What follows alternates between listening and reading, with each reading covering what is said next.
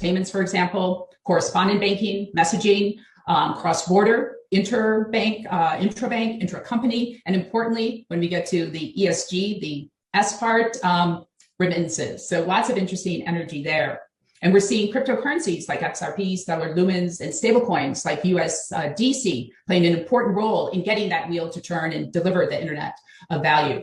Also, the introduction of central bank digital currencies will accelerate the mainstreaming of digital assets. I'd say my third, coming to the crown jewel here, cryptocurrencies are gaining legitimacy as a new asset class. When the Bitcoin paper first came out, it was going to be the missing link, the internet of value, a medium of exchange. But as we know, Bitcoin failed as a medium of exchange for legal activities. Then the pivot was to blockchain, distributed ledger technology as the new disruptor. Now we're seeing Bitcoin as in the lead as a new digital asset class, which has profound implications. It's been initially driven by retail investors. Now we're seeing institutional investors enter the game. And with institutional investors, you get more sophisticated demand. And that certainly is going to accelerate developments in decentralized finance. In addition to being able to provide a better end-to-end client experience, frictionless payments also help SWIFT member banks be more efficient as a community, minimizing costly exceptions and investigations, enabling us to better compete from a cost perspective with new entrants and closed-loop networks. Enabling member banks to leverage global open network that is SWIFT's strength, with a more controlled payment orchestration capability backed by the rich structured data of ISO 20022 format, opens up further opportunities for us banks to provide value-added products and services to our clients.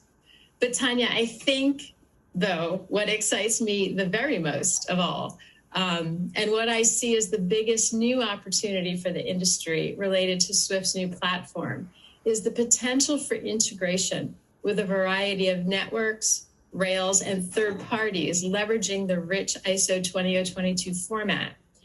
Today we're going to be talking about XDC, the XDC network, mentioning key vocab, interoperability, digital islands, and bridges. Pay attention. This is directly from the ICC, International Chamber of Commerce. They go on to say, blockchain has generated a lot of interest in the banking sector, but again, adoption has been slow and is not widespread due to high subscription and integration costs. However, with very few trade finance blockchain solutions out there, pay attention, very few trade finance and blockchain solutions out there. Now let's go over here to a PDF straight from the ICC, International Chamber of Commerce, reconceiving the global trade finance ecosystem.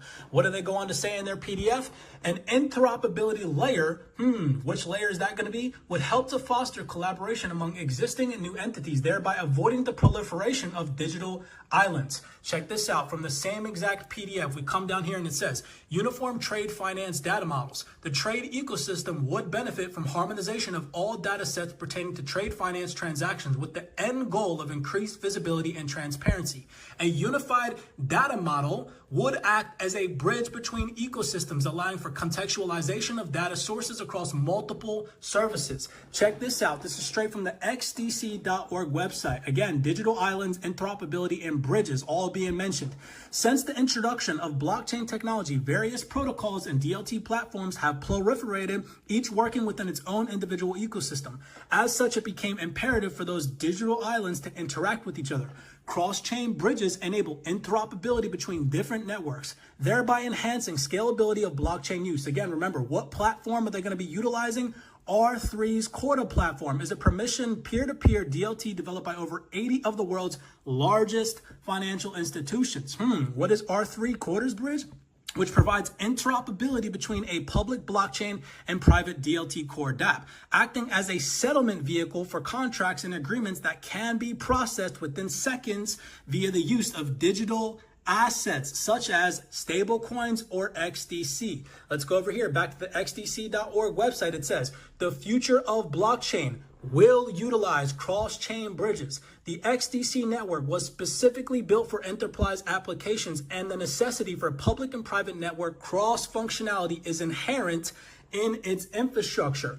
Again, pay attention to detail. To achieve adoption across institutional entities, including those that require a bridge to a private chain or other subnetwork, cross-chain functionalities will become a requirement for enterprise mass adoption. That is absolutely massive. And the XDC network is already a proven network and stands ready to scale with demand. Boom.